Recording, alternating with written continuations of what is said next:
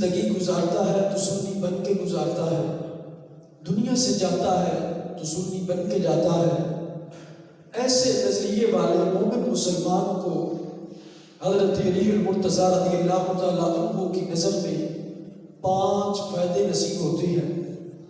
ایسے مومن کو کہ جس نے زندگی کی ہر لمحے کو اہل سنت و جماعت کے نظریے کے مطابق گزارا ہے، ایسے مسلمان کو حضرت علی المرتضیٰ رضی اللہ تعالیٰ عنہ فرماتے ہیں، پہلا فائدہ یہ ہوتا ہے استجاب اللہ لہ دعاءہ۔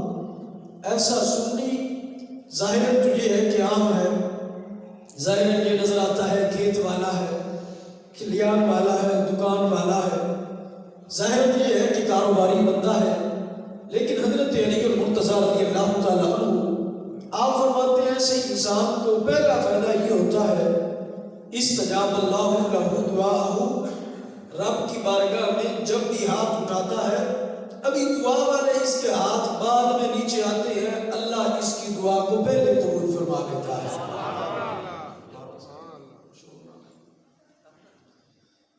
حضرت علی المرتضیٰ رضی اللہ تعالیٰ عنہ نے جو دوسرا فائدہ بیان کیا، آپ فرماتے ہیں پکا سنی بن جائے، اسی نظریے کو محبوب بنا لے۔ فرماتے ہیں دوسرا فائدہ یہ ہوتا ہے وغفر اللہ ذنوبہ، اللہ اس کے گناہوں کو بھی معاف فرما دیتا ہے۔ وقضا حوائجہ، اب ظاہراً جو یہ ہوتا ہے کہ سنی بنے گا، نظریے پہ ڈٹ گیا، اس نے زندگی کا معیار یہ بنا دیا کہ چلنا ہے تو سنی بن کے، تعلق رکھنا ہے تو سنی سے، سینے سے لگانا ہے تو صرف سنی کو، ہاتھ ملانا ہے تو سنی سے۔ اگر ایسا نظریہ بندہ اپنا لے تو پھر حاجتیں کون پوری کرے گا؟ پھر تو زمانہ دشمن بن جائے گا، پھر چلنا بیٹھنا اٹھنا بڑا مشکل بن جائے گا، پھر لوگوں کے ساتھ جو معاملات ہوتے ہیں ان کو حل کرنا بڑا مشکل بن جائے گا۔ حضرت علی المرتضیٰ رضی اللہ تعالیٰ عنہ فرماتے ہیں تو بس اسی نظریے پہ جم جا، اسی پہ ڈٹ جا، فرمایا پھر جتنی بھی تیری حاجتیں ہوں گی رب ذوالجلال خود تیری حاجتوں کو پورا فرما دے گا۔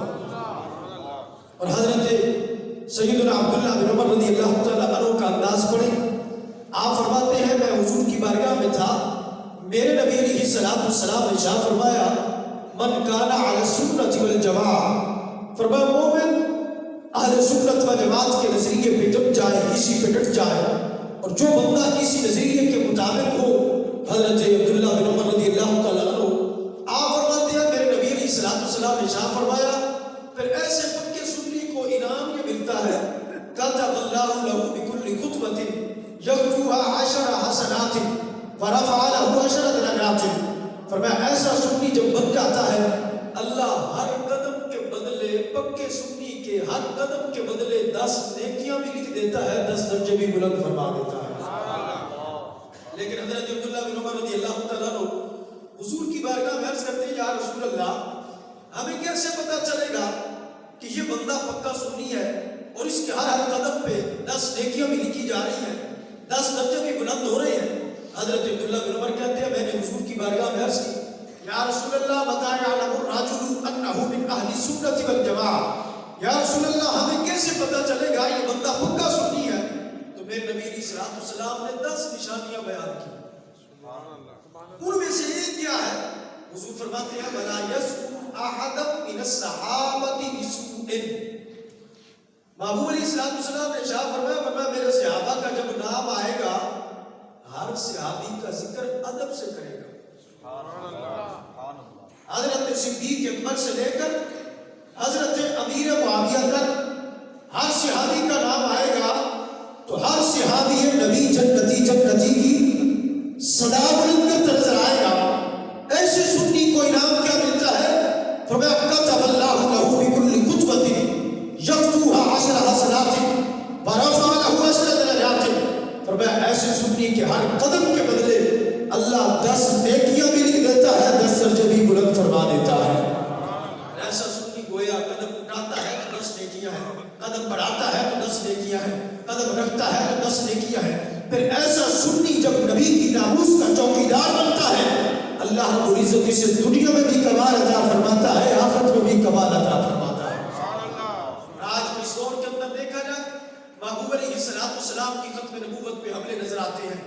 حقیقی اگر نظریے کو دیکھا جائے اور محبوب علیہ السلام کے اس فرمان کو دیکھا جائے، محبوب علیہ السلام کے پیارے اصحاب کے اقوال کو دیکھا جائے، حضرت علی المرتضیٰ کی نظر کو پڑھا جائے، حضرت سیدنا صدیق اکبر رضی اللہ تعالیٰ عنہ کے نظریے کو پڑھا جائے، حضرت عبداللہ بن عباس کے نظریے کو پڑھا جائے، حضرت امام اعظم ابو حنیفہ کے نظریے کو پڑھا جائے، اور اعلیٰ حضرت امام احمد رضا خان فاضل بریلوی رضی اللہ تعالیٰ عنہ کے نظریے کو پڑھا جائے، تو نتیجہ یہ نکلتا ہے اگر سچا محبوب کی ناموس کا چوکیدار دیکھنا ہو تو محبوب کی ناموس کا چوکیدار بھی سچا وہ ہوتا ہے جسے سنی کہا جاتا ہے، اور محبوب کی ختم نبوت کا سچا چوکیدار بھی وہ ہوتا ہے جسے سنی کہا جاتا ہے۔ اور کیا بچا ہے؟ اعلیٰ حضرت کے جو اصول ہیں ان سے یہ کیوں واضح ہو رہا ہے؟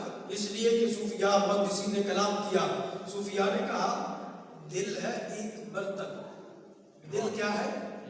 ایک برتن ہے، اور آج کی یہ رات ہے کہ اس دل کے برتن کو صاف کرنے کی رات ہے۔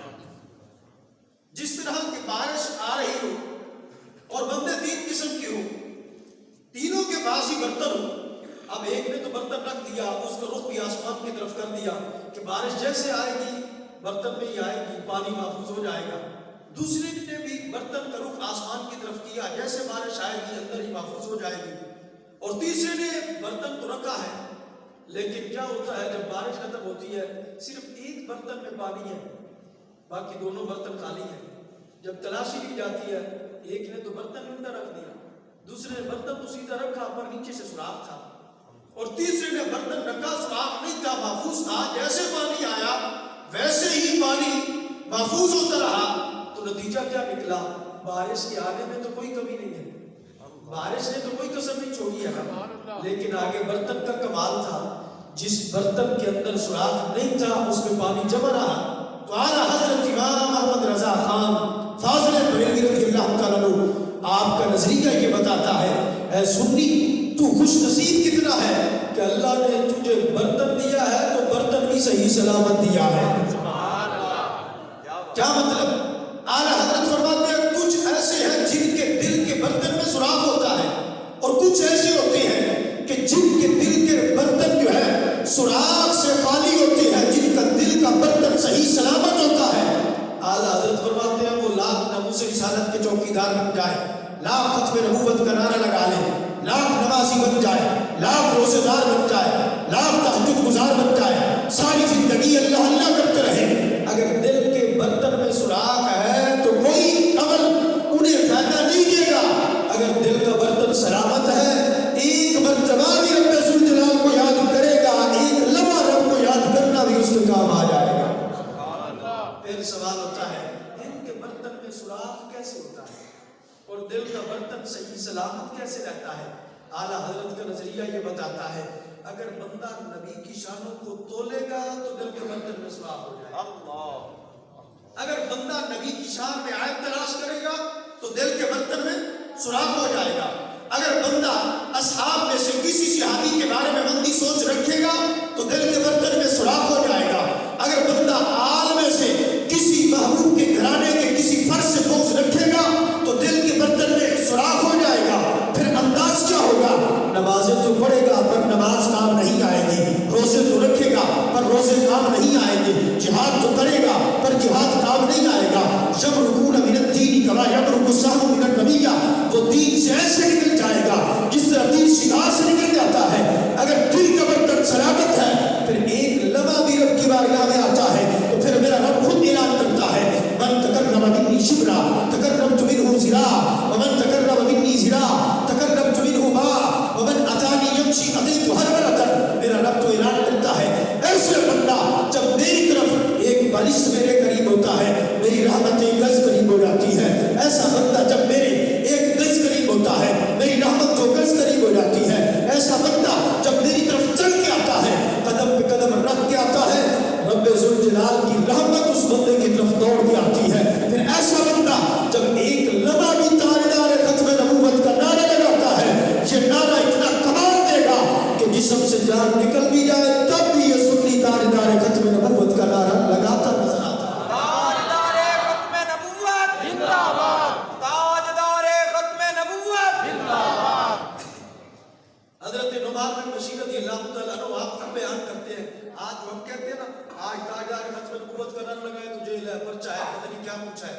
کہتے ہیں پرچے کے بعد کیا ہے؟ زیادہ سے زیادہ سزائے موت ہے نا. صحابہ کا انداز پڑا جائے جسم سے جان نکل جاتی تب بھی محبوب کی ختم نبوت کے نعرے لگاتے. اللہ. اور آج کہتے ہیں یہ جیلیں ہیں، یہ پرچے ہیں. ہم کہتے ہیں تاجدار ختم نبوت کا نعرہ اتنا عظیم نعرہ ہے. جب نہ جیل تھی نہ پرچہ تھا، یہ نہیں ایسے نہ ہی ایسے، ایسی جو ہے دین کے غدار تھے، اس وقت بھی رب جو نعرہ اپنے پیاروں کو سکھا رہا تھا وہ تاجدار ختم نبوت کا نعرہ تھا.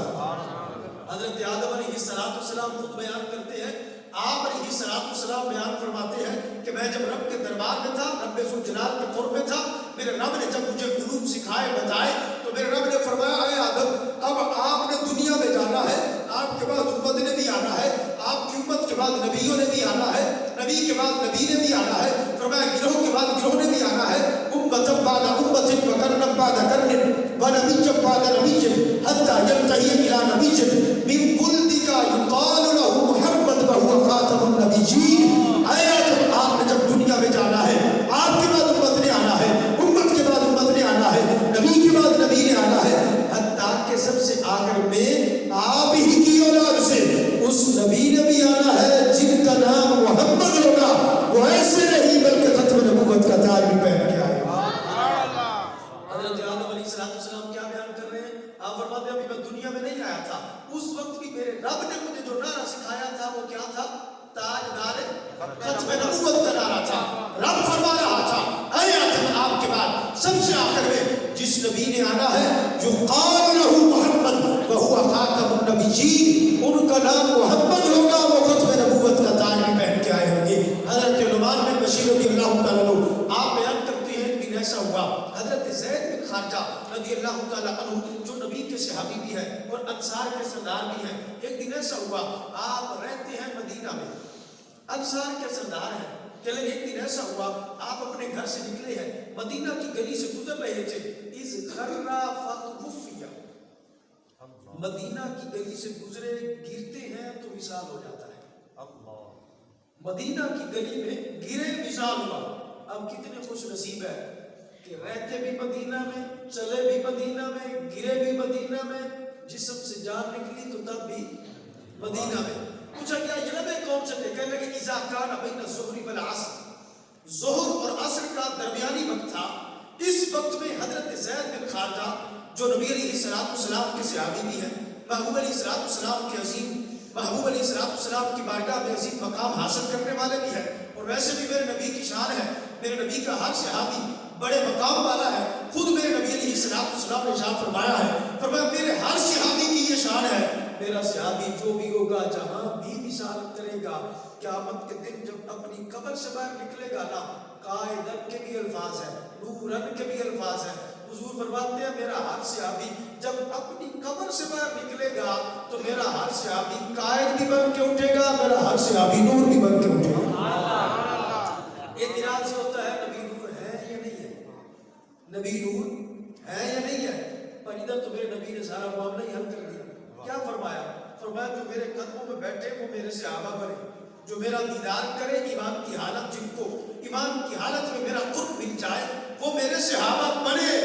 میرے نبی فرماتے ہیں یہ تو میرے قدموں میں جو بیٹھنے والے ہیں وہ بھی نور ہے. جب نبی کے قدموں میں بیٹھنے والے صحابہ نور ہیں تو نبی صلی اللہ علیہ وسلم بدری کے اولا نور والا نور ہے. اور محبوب علیہ السلام کے حضرت زید بن خارجہ آپ کا جب وصال ہوا، حضرت نعمان بن بشیر کہتے ہیں ہم نے اٹھایا. آج ہمارے علاقے کا کوئی نمبردار چلا جائے تو ہم جنازے میں شریک ہونے والوں کی تعداد کو دیکھتے ہیں، ہجوم کو دیکھتے ہیں، عوام کو دیکھتے ہیں کہ کتنے چاہنے والے آگے ہیں. حضرت نعمان بن بشیر کہتے ہیں حضرت زید بن خارجہ رضی اللہ تعالیٰ عنہ کا جب وصال ہوا، انصار کے سردار تھے اور پورے قبیلے کے سردار تھے، کہ لگے جب وصال ہوتا ہے ہم نے اٹھایا ہے، گھر میں لایا ہے، غسل دیا ہے، کفن پہنایا ہے، چارپائی پہ لٹایا ہے، چہرے پہ کپڑا ڈالا ہے.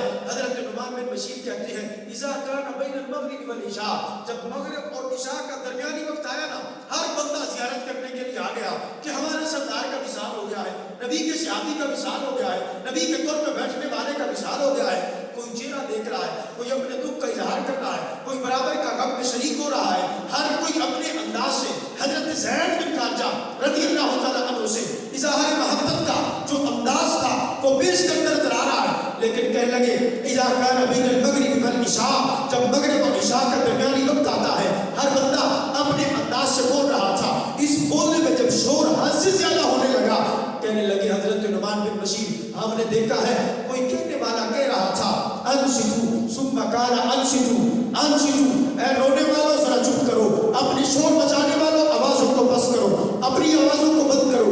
حضرت نعمان بن بشیر کہتے ہیں ہم سب نے جب آواز بند کی ہے، ہم نے دل میں سوچا ہے ہمیں کون ہوتا ہے کوئی چپ کرانے والا، جبکہ ہمارے سردار کا وصال ہو گیا ہے، ہمیں کیوں چپ کروایا جا رہا ہے؟ کہ لگے ہم نے جب آگے بڑھ کے دیکھا چپ کرانے والا کون ہے، کہ لگے جب قریب ہوتے ہیں کوئی بندہ نظر نہ آیا، ہم نے دیکھا کفن کے اندر سے حضرت زید بن خارجہ سب کو چپ کروا رہے ہیں، جن کے جسم سے جان نکل چکی، جنہیں غسل دیا جا چکا، جنہیں کفن پہنایا جا چکا، جنہیں چارپائی پہ لٹایا جا چکا، جن کے چہرے پہ کپڑا ڈالا جا چکا ہے، جی حضرت زید بن خارجہ، جن کے بارے میں تصور یہ تھا کہ جسم سے جان نکل چکی ہے، یہی حضرت زید بن خارجہ جن کے جنازے کے لیے سارے تیاری کر رہے تھے، وہی حضرت زید بن خارجہ کفن کے اندر سے بول رہے ہیں اور بول کے سب کو چپ کروا رہے ہیں۔ حضرت نعمان بن بشیر کہتے ہیں ہم نے جب چپ کی نا تو حضرت زید بن خارجہ نے نبی کا تعارف کروانا شروع کر دیا۔ سبحان اللہ، الفاظ کیا بولے، کہنے لگے محمد الرسول اللہ، کفن کے اندر سے قبر میں جانے والے ہیں، ابھی جنازہ پڑھنے والا ہے ان کا، لیکن انداز کیا ہے، کفن کے اندر سے کہہ رہے ہیں محمد الرسول اللہ، محمد صلی اللہ علیہ وسلم اللہ کے رسول ہے۔ اب محدثین نے جو اصول بیان کیا ہے اور فقہا نے جو اصول بیان کیا ہے، ویسے تو محبوب علیہ السلام کا نام بطور علم لیا جائے تو محدثین نے کہا تم نہیں کہہ سکتے، ہاں جب بھی نبی کو پکارنا ہو تو یا رسول اللہ کہہ کے پکارو، یا حبیب اللہ کہہ کے پکارو، محبوب علیہ السلام کے دیگر القابات لے کے پکارو، محبوب کا نام۔ محدثین نے کہا اگر بطور وصف لوگے، بطور وصف لوگے تو پھر تم ایک مرتبہ نبی کا نام محمد لوگے نا تو گویا تم بار بار نبی کا میلاد منا۔ کیوں؟ جب بندہ نام نبی لیتا ہے تو محمد کا مطلب کیا ہوتا ہے؟ الذی یحمد حمدا بعد حمدہ، محمد کسے کہتے ہیں؟ جن کی بار بار تعریف کی جائے، جن کی بار بار شان بیان کی جائے۔ جس طرح بندہ الحمدللہ کہتا ہے تو مطلب کیا ہوتا ہے؟ ہر حمد کس کی ہے؟ رب ذوالجلال کی ہے، ہر حمد اللہ رب العزت کی ہے۔ اسی طرح جب بندہ نام نبی لیتا ہے تو گویا محبوب علیہ السلام کی ہر تعریف وہ ادا کر لیتا ہے۔ تو اس نقطہ نظر سے دیکھا جائے حضرت زید بن خارجہ کے جسم سے جب جان نکلی، آپ نے غسل پہننے کے بعد جو کام کیا وہ نبی کی تعریف ہے۔ پھر آگے دوسرا لفظ کیا بولے، کہنے لگے النبی الامی، حضرت زید بن خارجہ جسم سے جان نکل چکی ہے، غسل پہنایا جا چکا، غسل دیا جا چکا ہے، کفن پہنایا جا چکا ہے، چارپائی پہ لٹایا جا چکا ہے، کفن کے اندر سے کیا کہہ رہے ہیں؟ النبی الامی، میں جس نبی کی شان بیان کر رہا ہوں نا وہ نبی بغیر پڑھے سب کچھ جانتے ہیں۔ آج کچھ نام نہاد پڑھا لکھا ٹولہ یہ بولتا ہے جب لفظ امی آ جائے تو کہتے ہیں اس کا مطلب ہوتا ہے ان پڑھ، تو بہت کسی نے کہا ویسے مطلب ان پڑھ ہی ہوتا ہے، لیکن جب اس لفظ کا تعلق نبی سے ہو جائے نا تو پھر معنی ان پڑھ نہیں کیا جائے گا۔ دیکھو تو صحیح نا، نبی کے قدم سے اگر مٹی لگے تو وہ بھی شان والے، نبی کے جسم کے ساتھ اگر وہ ستون لگے تو وہ بھی بولنے لگ جائے، نبی کی بارگاہ میں اگر تھوڑا سا قرب ایک درخت کو مل جائے وہ درخت بھی نبی کی بارگاہ میں سجدہ کرنے لگ جائے، نبی علیہ السلام کا لعاب دہن مبارک اگر کھاری کنویں میں آئے تو اسے بھی میٹھا کر جائے، نبی کے جسم کے ساتھ کوئی چیز مس ہو جائے تو وہ بھی آگے چمکنے لگ جائے۔ لفظ امی نبی کے ساتھ لگ جائے پھر بھی وہ ان پڑھ مانا رہے، صوفیاء نے کہا، محدثین نے کہا ایسا نہیں ہو سکتا، تو پھر کیا مانا ہوگا؟ جب لفظ نبی کے ساتھ محبوب علیہ السلام کے ساتھ لفظ امی کا تعلق ہو جاتا ہے، اس کی نسبت محبوب علیہ السلام کے ساتھ ہو جاتی ہے تو پھر معنی ان پڑھ والا نہیں ہوتا، پھر معنی یہ ہوگا بغیر پڑھے سب کچھ جاننے والے نبی، بغیر پڑھے سب کچھ جاننے والے نبی۔ گویا حضرت زید بن خارجہ جسم سے جان نکلنے کے بعد کہہ رہے تھے النبی الامی، جس نبی کی میں شان بیان کر رہا ہوں، جس نبی کی میں عظمت بیان کر رہا ہوں، وہ نبی بغیر پڑھے سب کچھ جانتے ہیں، بغیر پڑھے کتنا کچھ جانتے ہیں۔ اگر حضرت قواس بن اشیم کا انداز پڑھا جائے، آپ کہتے ہیں میں بدر کے موقع پہ تھا، میرے دل میں خیال آیا تھا اور 9 سال پہلے کا خیال تھا، میں جب نبی کی بارگاہ میں آیا، میں نے جب سلام پیش کیا ہے، میرے نبی نے میرے دل میں پیدا ہونے والا جو خیال تھا نا، اس کی بھی خبر عطا فرما دی ہے۔ سبحان اللہ۔ رسول پاک صلی اللہ علیہ وسلم بغیر پڑھے سب کچھ جانتے ہیں، کتنا کچھ جانتے ہیں۔ صحابی کے ایک دن ایسا ہوا، رسول پاک صلی اللہ علیہ وسلم تھوڑی دیر کے لیے ایک جگہ پہ آرام فرماتے ہیں، محبوب نے جب آرام فرمایا ہے، ایک درخت آیا ہے، محبوب کے قدموں میں جھکا ہے، جھک کے جب واپس گیا ہے، صحابی کہتے ہیں یا رسول اللہ آپ جب نیند کر رہے تھے، میں نے درخت کو آتے دیکھا، آپ کے قدموں میں گرتے دیکھا، پھر واپس جاتے دیکھا۔ میرے نبی فرماتے ہیں تو نے آتے دیکھا جاتے دیکھا، میں تو کب سے اسے درخت دیکھ رہا ہوں۔ اللہ کیا فرمایا؟ فرمایا شجرۃ استأذنت ربها ان تسلم علی رسول اللہ، فرمایا یہ درخت کب سے رب سے کہہ رہا تھا اللہ ہر کوئی تیرے نبی کو دیکھ آیا ہے، مجھے بھی اجازت دے میں تیرے نبی کا دیدار بھی کر کے آؤں، تیرے نبی کی بارگاہ میں سلام بھی پیش کر کے آؤں۔ اب اس سے خود اندازہ لگائے جب درخت سلام کا رب سے کہے تو میرے نبی جب درخت کا سلام سن لیتے ہیں تو اس وقت کا سلام کیسے چھپ سکتا ہے؟ یہ ہے النبی الامی، فرمایا بغیر پڑھے سب کچھ جاننے والے، کہ زمین و آسمان کی ہر خبر کو عطا کرتے ہیں، ہر خبر دینے والے نبی بن کے آئے ہیں۔ اور ویسے بھی لفظ نبی کو دیکھا جائے تو معنی کیا بنتا ہے؟ ایک مطلب ہے غیب کی خبریں دینے والا، دوسرا مطلب ہے غیب کی خبریں دیا گیا، تیسرا مطلب ہے بلند ہونے والا، چوتھا مطلب ہے بلندی دیا گیا، پانچواں مطلب ہے بلندی دینے والا۔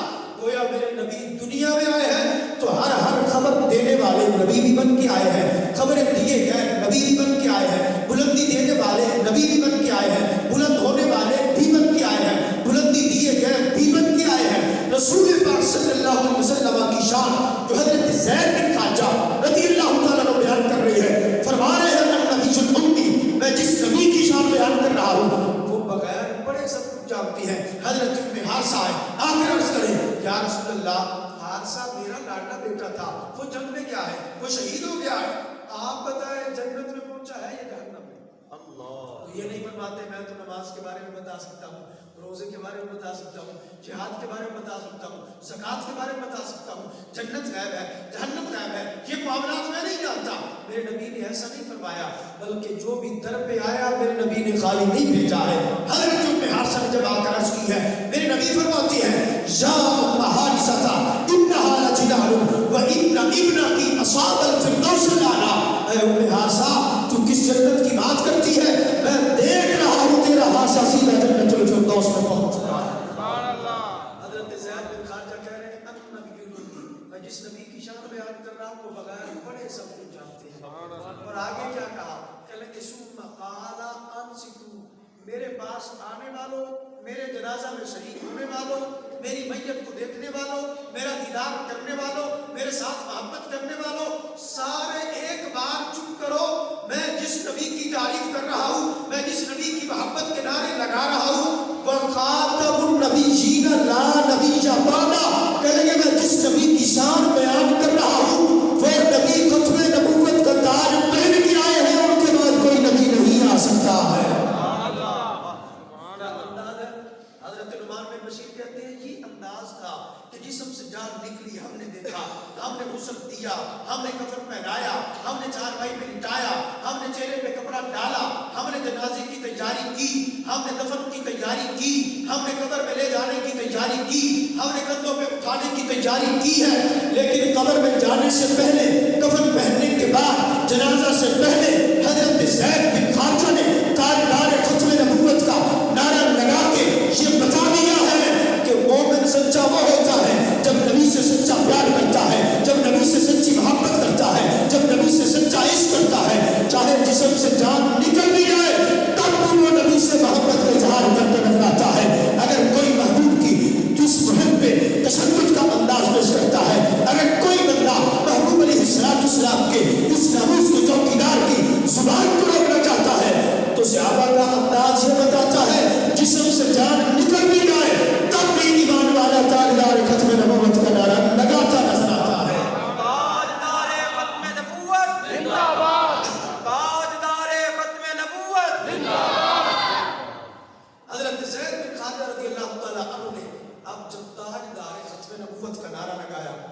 آخر میں کہنے لگے ثم قال انصتوا ھذا رسول اللہ، اے رونے والوں چپ کرو، میں نے جب نبی کی شان بیان کی نا تو یہ اللہ کے نبی صلی اللہ علیہ وسلم کی تشریف لا چکے ہیں۔ سبحان اللہ۔ آج ہم میلاد مناتے ہیں، میلاد کے اندر کیا ہوتا ہے؟ نبی کی تعریف۔ ہم میلاد مناتے ہیں، اس میں کیا ہوتا ہے؟ نبی کی شانوں کا بیان، پھر آخر میں یا درمیان میں تاجدار ختم نبوت کے نعرے، پھر آخر میں صلاۃ و سلام ہوتا ہے۔ کہتے ہیں یہ کس صحابی نے بنایا ہے، یہ کس صحابی نے عمل کیا ہے؟ ہم کہتے ہیں صحابہ جب ذہنی حیات تھی تب بھی محبوب کا میلاد مناتے تھے، جب جسم سے جان نکل گئی تب بھی یہی انداز بیان کرتے نظر آتے ہیں۔ حضرت زید بن خارجہ نے جسم سے جان نکلی ہے، قبر میں جا رہے ہیں، موت کی وادی میں داخل ہو چکے ہیں، کہتے ہیں محمد الرسول اللہ، گویا نبی کی تعریف کر رہے ہیں، النبی الامی، گویا نبی کی تعریف کر رہے ہیں، خاتم النبیین لا نبی بعدہ، گویا نبی علیہ السلام کی محبت میں عظیم انداز میں تاجدار ختم نبوت کے نعرے لگا رہے ہیں۔ آخری جب وقت آتا ہے السلام علیکم یا رسول اللہ کی صدا بلند کر کے یہ واضح کر رہے ہیں کہ زندگی میں بھی معمول تھا، نبی کی تعریف کرتے تھے، نبی کی محبت میں جھومتے تھے، نبی کی ذات میں درود پڑھتے تھے۔ اب جسم سے جان نکل گئی ہے، قبر میں جا رہے ہیں، قبر میں جانے سے پہلے بھی نبی کی تعریف کر رہے ہیں، نبی کی شان کا بیان کر رہے ہیں، اور آخر میں محبوب کی ختم نبوت کا نعرہ کو لگا رہے ہیں، تاجدار ختم نبوت کا نعرہ بھی لگا رہے ہیں۔ لیکن آخر میں کیا کہتے ہیں؟ ھذا رسول اللہ۔ آج یہ بھی ہے نا، ہم کہتے ہیں سنا ہے آپ ہر عاشق کے گھر تشریف لاتے ہیں، میرے گھر میں بھی ہو جائے چلا یا رسول اللہ۔ کچھ ایسے دوسری قسم کی طبیعت کے لوگ کہتے ہیں کہ یہ کیسا تمہارا عقیدہ ہے کہ ادھر کہتے ہو نبی حاضر ناظر ہے، اور ادھر کہتے ہو کہ سنا ہے آپ ہر عاشق کے گھر تشریف لاتے ہیں۔ کیسا عقیدہ ہے جو سننے پہ معمول ہے؟ سنی سنائی بات کر کے سنی سنائی بات کو بھی اپنا عقیدہ بنا لیتے ہو۔ ہم کہتے ہیں اصل بات یہ ہے، اگر حاضر ناظر کے اصول کو پڑھا جائے تو ہمارے علماء محدثین نے حاضر ناظر کا مطلب کیا بیان کیا ہے؟ حاضر ناظر کا مطلب یہ ہے کہ ساری کائنات محبوب کے سامنے ہے حاضر، ساری کائنات محبوب کے سامنے ہے حاضر، اور محبوب ایسے کمال کے ناظر ہے، پوری دنیا کو ایسے دیکھ رہے ہیں جیسے ہتھیلی پہ رائی کا دانہ۔ یہ ہے حاضر ناظر والا عقیدہ۔ یعنی کچھ ایسے جو کہتے ہیں کہ تم کہتے ہو نبی علیہ السلام حاضر ناظر ہے، پھر تم کرسی پہ بیٹھتے ہو تو نبی کہاں ہوتے ہیں؟ معاذ اللہ اس قسم کے اعتراض کرتے ہیں۔ تم میلاد میں ہوتے ہو، تم سٹیج پہ ہوتے ہو، نبی کہاں ہوتے ہیں؟ اس طرح کی اس قسم کے اعتراض کرتے ہیں۔ تقریباً 300 اعتراضوں کا جواب ایک ہی ہے کہ اپنا عقیدہ واضح کیا جائے کہ حاضر ناظر کا مطلب کیا ہے۔ ہم حاضر ناظر کا جو نظریہ رکھتے ہیں اس کا مطلب آسان لفظوں میں یہ ہے کہ ساری کائنات محبوب کے سامنے حاضر ہے، اور محبوب علیہ السلام کو کمال کے ناظر ہے کہ پوری دنیا کو، پوری کائنات کو، زمین کی ہر ہر شے کو ایسے دیکھ رہے ہیں جس طرح ہتھیلی پہ رائی کا دانہ دیکھ رہے ہیں۔ اور اگر کہے کہ آپ نہیں مانتے، ہم کہتے ہیں یہ میرے نبی کی شان ہے، اور میرے نبی کے غلاموں کے غلام، غلاموں کے غلام، غلاموں کے غلام حضرت غوث پاک بھی فرماتے ہیں نظر تو الى بلاد اللہ جمعا کقدرۃ علی حکم اتصالی، میں اللہ کے شہروں کو ایسے دیکھتا ہوں جیسے ہتھیلی پہ رائی کا دانا دیکھا جاتا ہے۔ نبی کے غلاموں کے غلام، غلاموں کے غلام جب یہ شان رکھتے ہیں تو پھر نبیوں کے امام بدری کے اولا یہ شان رکھتے ہیں۔ کیا ہے کہ جی تمہارا یہ عقیدہ ہے کہ تم کہتے ہو سنا ہے آپ ہر عاشق کے گھر تشریف لاتے ہیں، کیا تمہیں یقین نہیں ہے؟ کیسا عقیدہ ہے جو سنا ہے پہ محمول ہے؟ ہم کہتے ہیں کبھی ایسا ہوتا ہے، ایک ہے یقین، یقین بندے کا ہر چیز سے بڑھ کے ہوتا ہے، لیکن کبھی ایسا ہوتا ہے کہ سنانے والی کوئی عظیم ہستی ہو نا تو پھر ہمارے یقین سے بڑھ کر ان کا سننا آ جاتا ہے۔ جس طرح کہ حضرت غوث پاک رضی اللہ تعالیٰ عنہ بیان کرتے ہیں، آپ فرماتے ہیں جب میرا میلاد ہوا نا، میری ولادت ہوتی ہے، رسول پاک صلی اللہ علیہ وسلم خود تشریف لاتے ہیں، محبوب علیہ السلام خود تشریف لاتے ہیں۔ یہ ہے کہ حضرت ابو صالح کہتے ہیں کہ جب نبی آئے، نبی نے فرمایا یا ابا صالح اعطاک اللہ ابنا وهو ولی ومحبوبی ومحبوب اللہ تعالی وسيكون له شان في الاولیاء والاقطاب كشان بین الانبیاء والرسل۔ دیکھو بیٹا دیا ہے جو میرا بھی محبوب ہے، اللہ کا بھی محبوب ہے، فرمایا میرا ولی ہے، اللہ کا ولی ہے۔ وَسَيَكُونُ لَهُ شَانٌ فِي الْأَوْلِيَاءِ كَالْأَكْتَابِ كَشَانِ بَيْنَ الْأَنْبِيَاءِ وَالرُّسُلِ۔ محبوب نے فرمایا کہ ان کی شان ولیوں کتبوں میں ایسے ہے جیسے میری شان نبیوں اور رسولوں میں ہے۔ اس طرح میں نبیوں کا سردار بن کے آیا، رسولوں کا سردار بن کے آیا۔ اے ابو صالح یہ تیرے بیٹے ہیں، یہ ولیوں کے بھی سردار ہیں، کتبوں کے بھی سردار ہیں۔ اب سنانے والے ہیں حضرت غوث پاک، سنانے والے ہیں حضرت ابو صالح، تو کیا کہتے ہیں کہ نبی آئے ہیں؟ ہم کہتے ہیں عظیم ہستیاں ہیں، ولیوں کے سردار ہیں۔ جب انہوں نے سنا دیا ہے تو ہم نے وہی جملہ کوٹ کر لیا ہے کہ سنا ہے آپ غوث پاک سے، سنا ہے کہ آپ ہر عاشق کے گھر تشریف لاتے ہیں، حضرت ابو صالح سے سنا ہے کہ آپ ہر عاشق کے گھر تشریف لاتے ہیں۔ پھر اس سے بڑھ کر آگے چلے، حضرت زید بن خارجہ سے سنا ہے کہ جسم سے جان نکلی ہے، زہری وصال ہو گیا ہے، غسل دیا جا چکا ہے، کفن پہنایا جا چکا ہے۔ پھر بھی کفن کے اندر سے کہتے ہیں ھذا رسول اللہ، یہ اللہ کے رسول آ گئے ہیں۔ جب بیان کرنے والے سے آتی ہو تو پھر یہی کہہ سکتے ہیں ہم نے سنا ہے، تو کہتے ہیں کس سے سنا ہے؟ ہم کہتے ہیں پہلے تو غوث پاک سے سنا ہے، پھر حضرت غوث پاک کے ابا جی سے سنا ہے، پھر حضرت زید بن خارجہ سے سنا ہے، پھر حضرت نعمان بن بشیر سے سنا ہے، پھر حضرت عبداللہ بن عباس سے سنا ہے، پھر حضرت عبداللہ بن مسعود سے سنا ہے، پھر سیدنا صدیق اکبر سے سنا ہے، پھر سیدنا فاروق اعظم سے سنا ہے، پھر سیدنا بلال رضی اللہ عنہ سے سنا ہے۔ یہ سنا اتنا کمال کا ہے، لہذا ہم نے وہ صحابہ والے جملے اسی نظریے کے اندر واضح کر دیا۔ ہم کہہ رہے ہیں سنا ہے آپ ہر عاشق کے گھر تشریف لاتے ہیں، میرے گھر میں بھی ہو چراغا یا رسول اللہ۔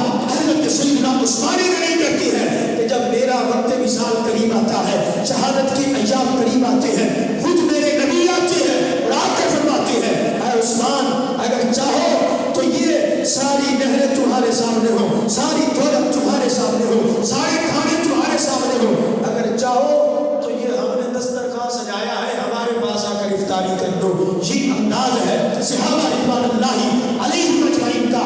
اس لیے سنی نظریہ یہ رکھتا ہے جو صحابہ والا ہے، سنی نظریہ وہ رکھتا ہے جو صدیق اکبر والا ہے، سنی نظریہ وہ رکھتا ہے جو سیدنا فاروق اعظم والا ہے، سنی نظریہ وہ رکھتا ہے جو غوث پاک والا ہے، سنی نظریہ وہ رکھتا ہے جو داتا صاحب والا ہے، اور سنی نظریہ وہ رکھتا ہے جو اعلیٰ حضرت امام محمد رضا خان والا ہے۔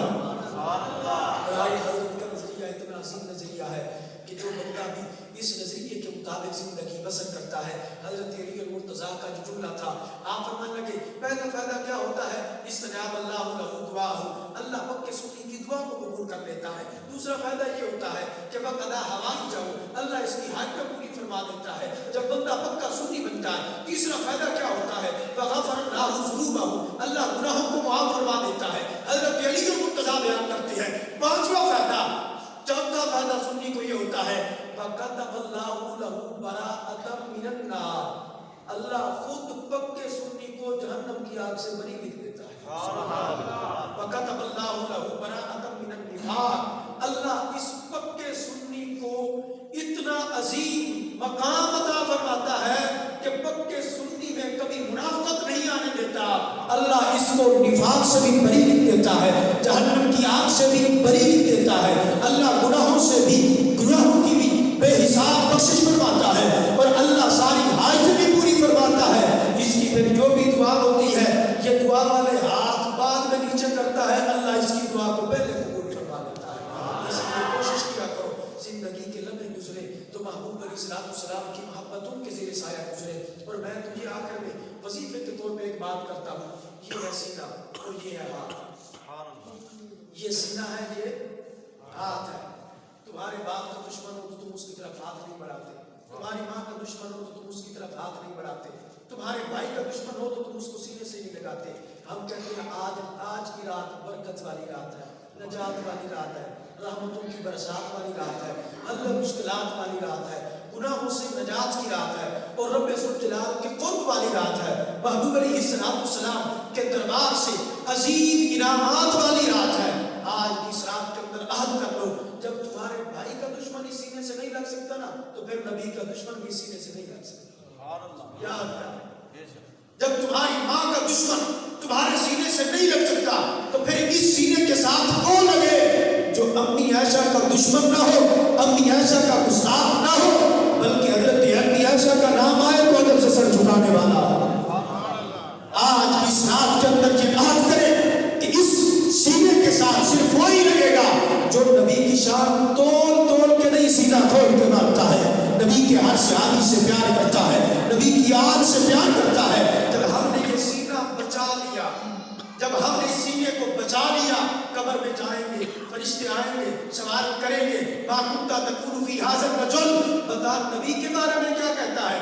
یہ عاشق اپنا ہاتھ بھی پیش کر دے گا، سینہ بھی پیش کر دے گا۔